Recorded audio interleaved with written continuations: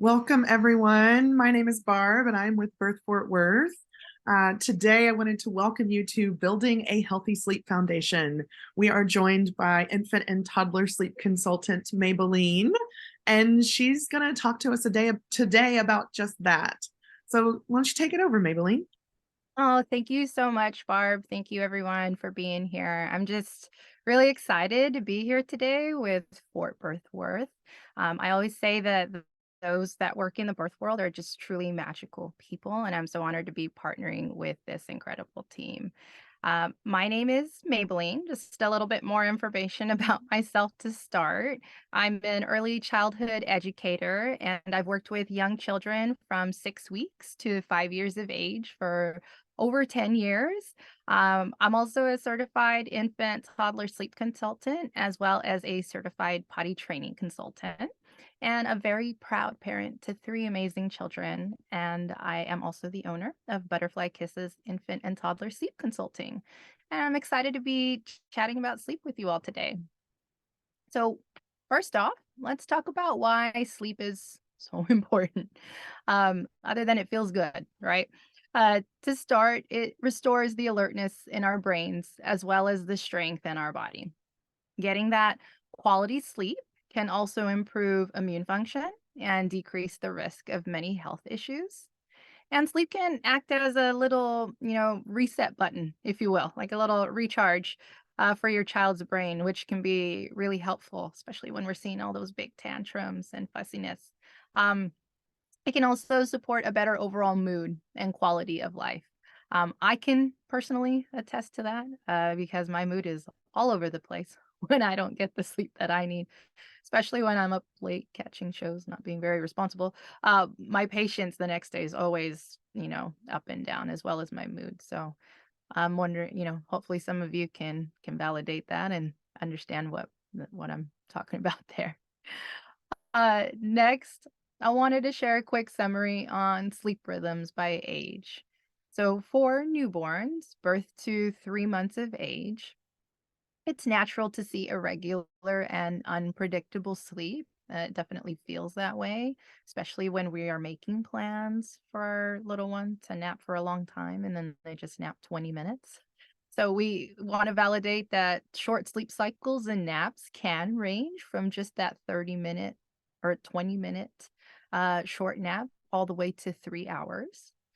For babies 4 to 12 months of age, sleep cycles lengthen and start to mature to about 60 minutes. We don't usually see that right at 4 months of age. It's not very common, but it's also not impossible. And it's important to know that their circadian systems are developing at that point, which will lead to more predictable sleep patterns in the near future. For some babies, we can actually start seeing some consistent and predictable schedules. However, the timing of that is really just dependent on the unique baby. And for children ages 1 to 5, we are needing about an average of 12 to 14 hours of sleep within 24 hours. So that might be just 12 hours of night sleep and no nap during the day for those older children, usually 3 to 5. Or it could be that they're getting maybe 10 to 11 hours during the night and they're still taking a nap during the day. So as long as it is spread out within that 24 hours and you're seeing a total of 12 to 14, that's good. Now, these next few slides that we're going to jump into are going to share how we can aim for better sleep without necessarily needing to sleep train. The following elements in which I'll be discussing shortly, they can often already lead to better sleep for babies and their families. So I love going over this information because oftentimes parents are feeling some anxiety about needing to do sleep training. They're not really sure how they feel about it. It can feel daunting, just the thought of jumping into something, committing to, sleep training. But what I'd like to share are these elements to hopefully, support you in avoiding to need to sleep train altogether. Now, the first element is an optimal sleep schedule. So when babies are, they're we want to make sure babies are sleeping at their optimal times. So, some things to consider is that we're within their age appropriate wake window and that we're aiming for the right amount of total daytime sleep. Uh, when we can target these areas, we tend to see better quality rest during their night sleep, as well as we start to see improvement with their daytime naps as well. Some popular saying is sleep begets sleep. It's very true in this case. Now, for those of you who are not familiar with what a wake window is, I get that a lot. Parents are like, I'm sorry, what? A what? A wake window is the amount of time that a baby is staying awake. So, for example, let's say a baby is 6 to 8 months of age, 6 to 8 months old. Their wake windows typically about 2 to 2.5 hours. So, if a 6-month-old baby were to wake up at, let's say, 7 a.m., we're hoping to get them down for that first nap by somewhere between 9 and 9:30 a.m., which is about 2 to 2.5 hours later. Now, when babies are awake longer than their bodies are meant to be, so let's say that 6-month-old is still awake at like 10 o'clock a.m., 10:30, what can happen is their body can start to produce cortisol, which is that stress hormone, and then adrenaline kicks in to keep their body functioning. Now, take note, this is not obvious to parents, on the surface. It can be really easy to miss these tired cues, especially as babies get older. And honestly, sometimes there are just some children that don't have tired cues, and that's okay. If you're curious about what kinds of things to look out for, you want to look for whether your little one's starting to zone out. Um, for example, let's say your little one's kind of just playing quietly, they might start to kind of zone out. And if we don't catch that, then that adrenaline kick starts to kick in because their body's like, oh my gosh, I'm still awake and I'm really tired. So that adrenaline kicks in to help them stay awake. And at that point, you might then see your babies smiling and laughing and just rocking and rolling, continuing their day. And so naturally, most parents are thinking, oh, okay, they're not tired yet. They're not even ready for sleep yet. So we let them stay awake longer. And then we put them down for sleep and they fall asleep quickly, maybe like 5 minutes. And you're like, sweet, I didn't have to work so hard to put them to sleep. But then they wake up like 20 minutes, 30 minutes later. And that's because that adrenaline is still in their system. So when that adrenaline's there, it's like they're falling asleep into a light sleep stage rather than into a deep quality rest state, sleep state. Now, the next important element are routines. And by offering consistent and predictable routines prior to sleep, you are offering sleep cues to your child, which can help support their melatonin production, which helps them get nice and sleepy, making your job easier, if you are supporting them to sleep. Now, for nap routines, we're usually aiming for somewhere between 5 and 15 minutes or so. It really just depends on the unique child. Some children are, really wired and they need about 15 minutes to really start to wind down. Whereas some, maybe they're not super active. They just need about 5 minutes to move into the next, transition of their schedule, which is to take a nap. For bedtime, we aim for about 20 to 30 minutes. Now, during that wind down routine, we want to avoid high energy activities. So, dancing, tickling, sometimes we're kissing babies' bellies, just making them laugh and giggle, and we get them all riled up and excited. We also want to avoid screen time. So, that while the screen time's not necessarily for the baby, the TV in the background, or if we're doing FaceTime with family members. That can be really overstimulating right before sleep, as well as the really bright, flashy toys and those that are very loud toys. That can be overstimulating right before sleep as well. So, some examples of a bedtime routine: you could start with a bath, change into pajamas, Sometimes families will do like a nice little baby massage before pajamas. You could do that too. And then if your little one's already showing teeth, we want to make sure you're brushing teeth, even if it's just their gums. Even, practicing those motions can be helpful early on. Doing some age appropriate puzzles if it's an older baby or toddler, and reading a story or singing a lullaby. Then you'll turn the lights off. You'll turn on a sound machine if you use one. And that is usually, a typical sleep routine that some families will use and that I'll share as a recommendation.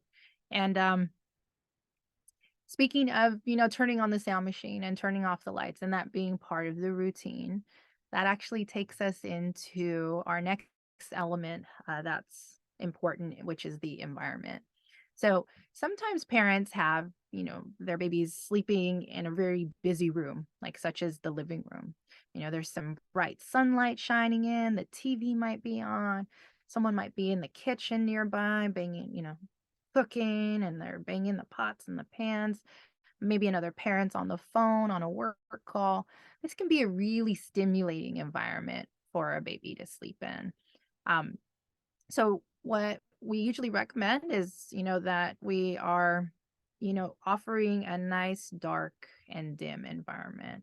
And let me clarify here. So the bright sunlight can be good during the newborn stage when babies are first born, as they do tend to have their nights and days mixed up till about 6 to 8 weeks of age. So that's common. And that's why we see a lot of advice out there. Make sure baby's sleeping in a well-lit space. Don't be too quiet. Be nice and loud during the day.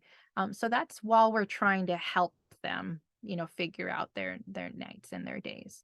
But once they've figured that out, we are wanting to offer more of a dark or dim environment moving forward. We also want to aim for cool temperatures, such as about 68 to 72 degrees Fahrenheit. That can be about 16 to 20 Celsius. We want to be mindful of whether the environment is also clutter free. Is there a lot going on in the room? Is it overstimulating? Are like toys everywhere? Is there a lot of decor hanging from the ceiling? I see a lot of really beautiful pictures of nurseries, but sometimes there's a lot happening for a little baby. That could be very overstimulating. So we want to try to have toys put away. We want to reduce all of the things that are hanging from the ceiling, especially if it's right over the crib, because that can be a safety hazard. I get the question about mobiles all the time. As a certified sleep specialist, I'm supposed to recommend against mobiles because they are a safety hazard. However, I know there are a lot of cultures that really appreciate mobiles. So if that's something you wanted to chat about, we could actually, discuss it together to help you make the best decision for your family. And then for night lights, we want to aim for warm tones if you have one. So red, orange, or yellow, as these colors don't interfere with melatonin production. Sound machines can also be really helpful, but they are not mandatory. And I know I've met a lot of families that I've worked with where culturally they also don't believe in having the sound machine. So that's absolutely okay too. It's not to say that your child wouldn't be able to sleep without a sound machine. It just really depends on, again, the unique family and the environment that you're in, as far as whether it would be helpful. Now, like I mentioned, sometimes having all those elements in place will already bring sleep to a good place. However, sometimes there are some habits and or expectations that a baby has for sleep, such as being rocked or bounced to sleep, that can, have maybe once it did feel sustainable, but over time it's starting to feel unsustainable. So for example, when a baby is young, rocking or bouncing can feel easy because they're nice and little and maybe they're just falling asleep within 15 to 20 minutes in your arms. You transfer and they stay asleep, and it works well for everyone. However, when it starts to become unsustainable is when your baby's getting heavier and it's taking longer than 15 to 20 minutes of rocking and bouncing, maybe like an hour plus. And then you've worked so hard for over an hour to rock and bounce them to sleep. And then you try very hard to transfer them, but they wake up right away. And all that work It just feels like it went down the drain. So that's when it can start to feel unsustainable and when we might want to look towards teaching more independent sleep skills. And we don't have to do that in a cold turkey way. I'll talk about next how there are actually several different ways to do so. Um, so that's where butterfly kisses sleep support comes in. When people hear about sleep training, like I mentioned, it's common to think of cry it out, also known as the extinction method. That particular method can yield results in as little as 3 to 5 days. However, it's not always the right fit for every family, for many families, actually.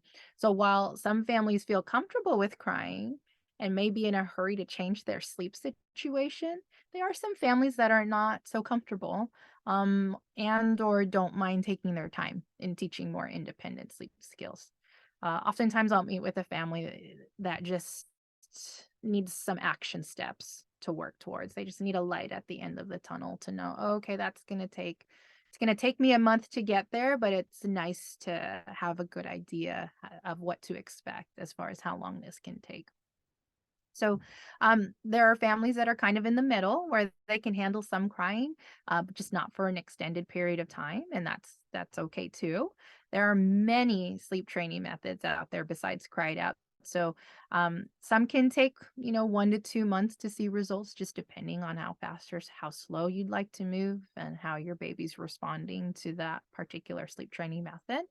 And then there's also some methods that just take about 1 week, maybe 2 weeks. And those are more so medium approaches where we're offering some time to work through it.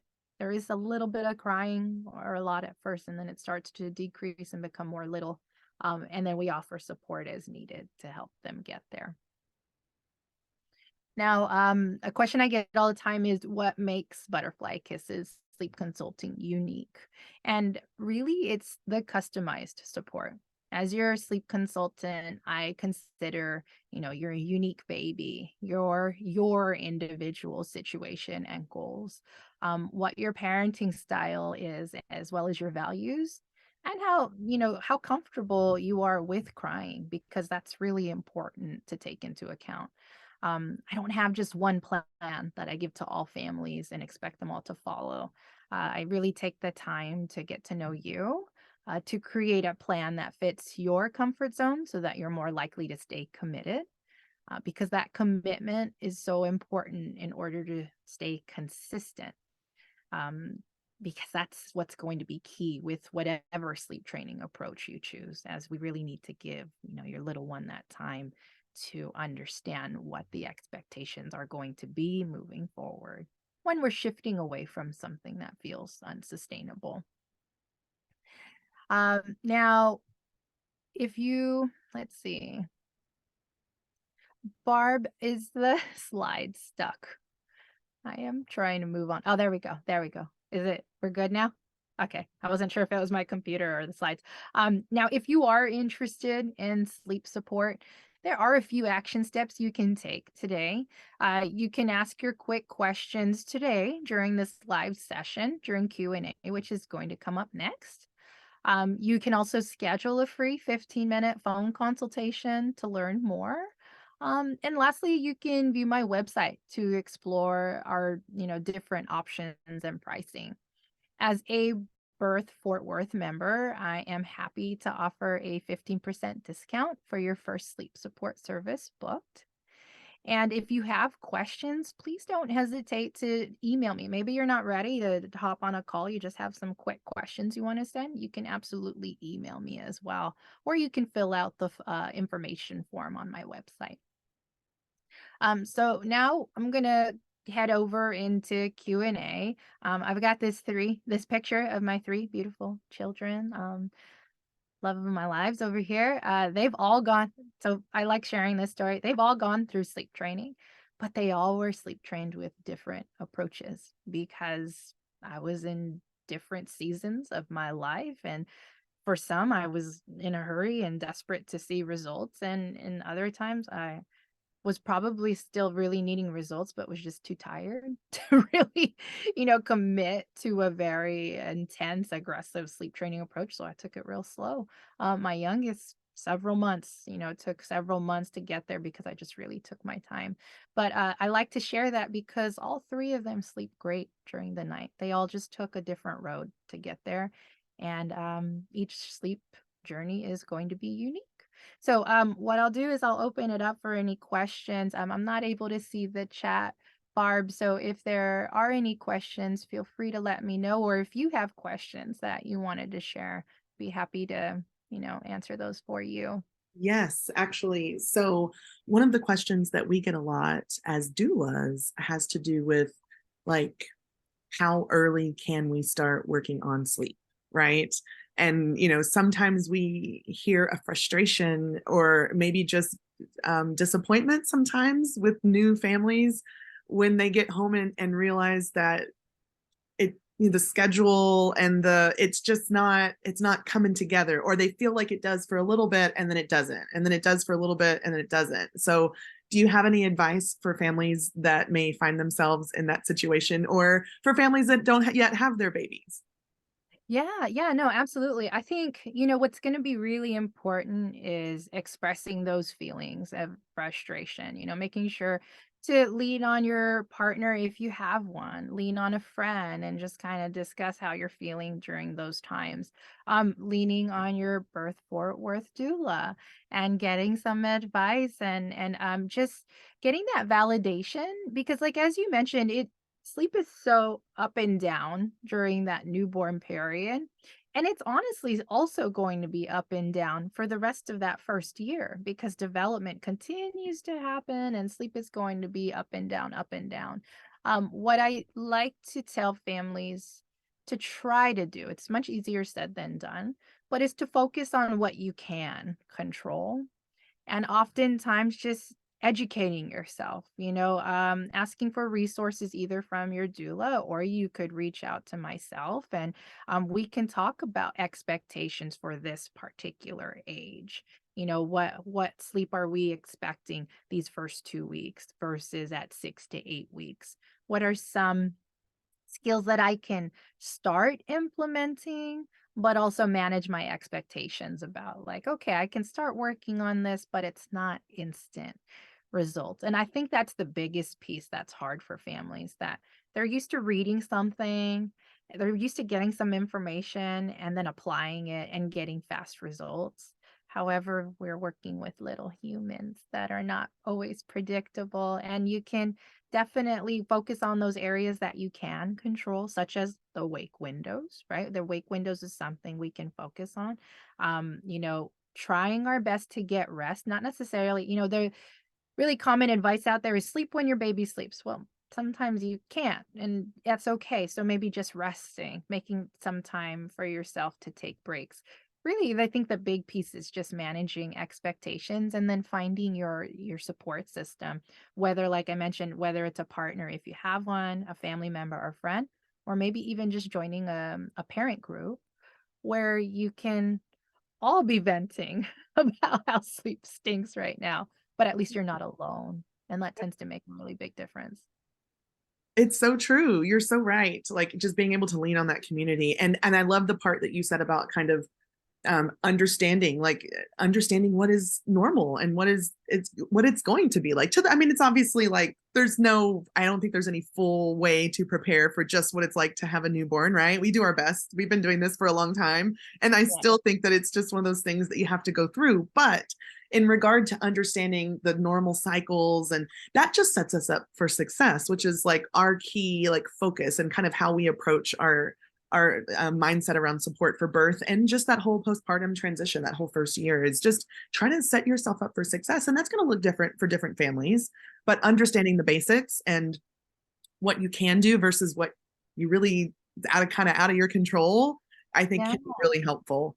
Yeah, um and I'm sorry, one more thing, just being mindful not to read too much. It's kinda like when you Mhm. go to the doctor's office and the Yes. doctor's like, "Did you Google it? Because I don't want you to Google that." It's like one of those things where you're gonna read so much information, and then sometimes they're going to conflict. So it's okay to get information out there. It is okay to stay educated, but it's also good to really be in tune with yourself, recognize those triggers. If you're feeling like, oh my gosh, this is feeling really overwhelming, And maybe it's taking a break from reading those blogs, taking a break from the community, the parent group that you're in, and reaching out to a specific, you know, sleep consultant. And it doesn't necessarily need to be myself. It can, you can interview different sleep consultants to make sure that you're vibing well, that you feel heard and validated, and that the sleep consultant you're working with is somebody that hears you and understands your comfort level and what you're working through.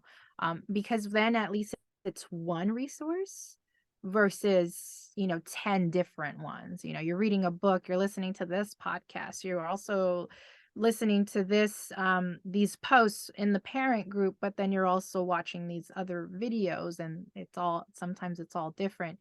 And a lot of the information out there is generalized, so it's also, when you're working with a professional sleep consultant, they are tuning into your specific baby, your specific situation. At least in my case, that's what I'm trying to do. Absolutely. And that's why we like working with you. And that's also one of the benefits of working with Birth Fort Worth is, you're going to get to talk to your doula about, normal expectations. We have an entire call dedicated to, one of our Best Birth Academy calls to, figuring out and preparing for that week home with baby, those first, well, 6 weeks really. But the whole point is that once baby gets here, then you have support from your doula all the way through 3 months, and myself. And then, if we need to call in an expert, we've got someone fabulous here like Maybeline. The other thing too is that, there is a point to where we can start working on a little bit more what folks tend to think about like sleep training or sleep support, right? And we're waiting for almost like a developmental milestone, right? Can you tell us a little bit about what that timeline looks like and what we're waiting to see to know that, when we want to take that next step to get a little bit more serious about support and sleep? Yeah, well, I mean, generally speaking, we are usually considering a 4-month-old baby developmentally ready to start learning, some new sleep expectations. So, and I say it that way because maybe a family doesn't want to necessarily sleep train, but they do want to set new expectations. And developmentally at that point, we can see this as a good opportunity to do so. That doesn't mean that it has to be 4 months for every baby, because what I do like to really recommend to families is checking in with your pediatrician, your child's doctor as well, especially if your little one was born earlier than anticipated, because while they could be 4 months old based on their birthday, adjusted age, maybe they're actually not 4 months just yet. Maybe they're 3 months or even 2 months. So, and every baby's going to be unique. Some babies that are born earlier are still, on time with these developmental milestones, whereas some are not. So it's going to be a unique situation, to each unique baby. But I will say, generally speaking, we are thinking that 4 months of age is a good time to start introducing this. And with that being said, I do, really recommend families. Now, like I mentioned, extinction is a very popular method, cry it out. Personally, as a parent and also as a sleep specialist, I usually tell families to try to hold off on an extinction method closer to like 6 months of age. Because between 4 to 6 months of age, there's a lot of development happening, and the attachment and trust relationship is still growing during that period. So we can still use some crying methods, but I wouldn't go so extreme to use an extinction method if possible.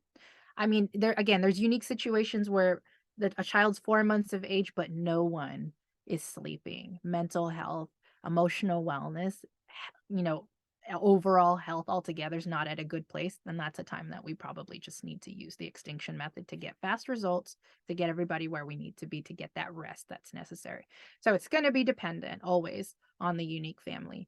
But some families will say, well, around 3 months of age, I'm noticing my child starting to have a schedule. I feel like I can start introducing some sleep training methods. And honestly, it's hit or miss during that time. It depends on the unique child, because around 3 months of age, we can also see that 3 month growth spurt. We're seeing a lot of cluster feeding. We're seeing some children are, already working on that rolling milestone early on before the 4 month sleep progression. So it really just depends again on what type of development is happening for the child at that time.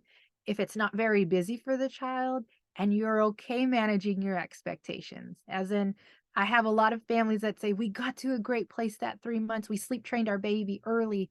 And then 4 months hit and it was a completely new baby, completely new sleep. So at the same time, I've had families train at 3 months, and then the 4 month sleep regression did come a little bit easier for them. It's going to depend on the unique baby. And if you're okay managing your expectations, saying, okay, I'm going to start working on this at 3 months, maybe 4 months is still going to be hard and we might lose some of those skills temporarily, but we'll just hop back on and get back on track. I'm okay with that. If you can, if you know yourself best as, a parent. So if you know you can handle that, then absolutely go for it. Whereas some parents are like, well, I don't want to go through all that work if it's just if I'm gonna have to do it again at 4 months anyway. So a lot of parents will just do what feels sustainable those first 4 months. And that's okay. Especially when they're newborns, you don't want to be too hard on yourself thinking that you're developing all of these bad habits. They're little, they're so little, there's so much happening, and you want to follow your instincts as a parent and just do what feels best, for your baby and then also for you, for your mental and emotional well-being. I love that. At the end of the day, it's a big part of what we do is helping parents trust themselves, right? One final question that we get a lot before we wrap up today. We hear sometimes about families who are kind of sometimes on the other end of the spectrum who don't want to give up, sharing a space with their baby for sleep, or, maybe they enjoy that time, but they still wish everybody could sleep a little better. Um, and or we hear about, can I, my baby is still waking up through the night, can we still get better sleep? So could you talk to us just real quickly about what like, not necessarily what that could look like, but are those possibilities? Because I know that that's a popular question. Oh yeah, absolutely. It's definitely possible, and I think it depends on what the goals are, right? Like managing our expectations. So, it's really about now. Sometimes families will say, "Well, I still want to bed share with my child, but I don't want to nurse anymore during the night." So that's going to be a tough one. It's possible, but we have to manage our expectations that is really tough for your little one that's in bed with you, that can smell you and is used to that expectation about being able to nurse with you right away. So we would develop some alternative ways to get baby to sleep if you were weaning or deciding to move away from breastfeeding to sleep if you're, or chest feeding if you're a feeding parent. So there's that. And then, there I also get the question a lot too, where can I still feed during the night? I do want to sleep train, I want to get better sleep, but I do still want to be able to feed my baby. So then what I'll do is manage expectations, depending on the age of the child, how many feedings during the night we're typically seeing. Does it match your values, your style? Like, do you want to keep this on demand where you're just going to feed your baby as they need to? Or are we going to add a little structure to it? Like we know at a certain point they can go at least 3 to 4 hours. They should be able to do at least a 3 to 4 hour stretch. Yet a family will reach out and say, well, my baby keeps waking up every hour to feed. So then I'll mention that sounds more like it's become a habit. So what we would want to do is stretch that 1 hour to maybe 2 hours, eventually 3 hours, eventually 4 hours. Now you could do that gradually, and some parents like, nope, I'm ready to jump to 4 hours. Let's do it. And we'll talk about best practices on how to do that, different methods, different ways to get there. But I have worked with families that have still sleep trained their baby while sleeping in the same space, either bed sharing or with a crib or a cot right next to their bed. And it's still possible. It can be a little it can take a little bit longer because it feels a little gray, right? It's not black and white, like you're in your crib in your own room and I'm here in my room. It's like my parents here, but they're not responding. So it can be a little tricky, and that's where again we manage expectations. Like we can definitely work towards this goal while still being able to co-sleep, while still being able to bed share if that's what a family would like to do. And so then we can still lead to better sleep, because if we can at least change that snacking habit that's happening, then we're going to get those longer stretches of sleep. And that's going to, especially parents are like, oh my gosh, just getting that extra like 3 hour stretch made such a difference. I'm actually okay still feeding through the night. I thought I didn't want to anymore, but now that I've gotten some stretches of sleep, this feels good. And I can stick with this for a little bit longer. So it really, again, as I always mention, it's always going to be unique to the family, but definitely want to call out that you can still, get better sleep while bed sharing, while co-sleeping in the same room. Oh, I love this. Love it, love it, love it. Thank you so much for your time today. One more time, can you call out your website for folks that want to, or your socials, whatever feels best? Yeah, well, so it's Oh, did a I jump the gun? Sorry. it's okay. It's okay. No, you're good. You're good. What I should have done was put my QR code here on the slide, so I'll have to do that next time for us. But what you can do is you can actually just type in butterfly kisses infant and toddler sleep consulting into your Google search bar, and my website will pop up for you. If you'd like to send me an email, it's butterfly.kisses.sleep consulting@gmail.com, or you can reach out to your Birth Fort Worth doula and ask for some more information, or they might be able to just send you the link.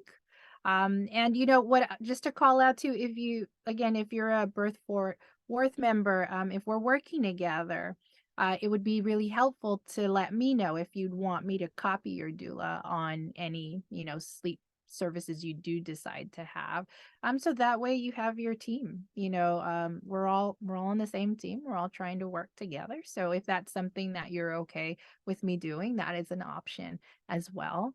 But yeah, it's absolutely, feel free to check out my website, or you can send me an email and then we can go from there. Fantastic. All right. Well, thank you so much for being here today, Maybelline, and thank you everyone for watching. And that will be it for today. Take care, everyone. Thank you, Barb. Thank you, everyone. Bye bye.